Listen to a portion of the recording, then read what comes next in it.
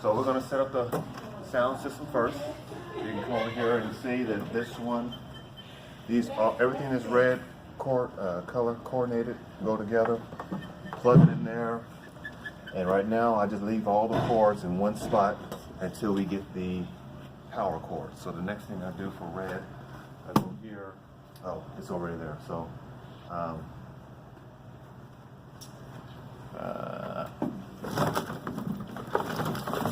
do this power cords. Right. So basically you leave this one on this side so everything gets power. Put the rest of it behind the table. Plug it into this one right over here. That gives you power right here.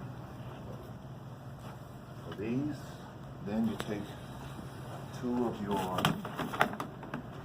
power strips. I guess one of these. Plug these three into the power. One side should power everything that's on this table. The other side should power everything on this table. Now this right here is for the camcorder that we'll film on the next one. Plug that there. Just throw that over there. Okay, so all of these are on. Plug your sound in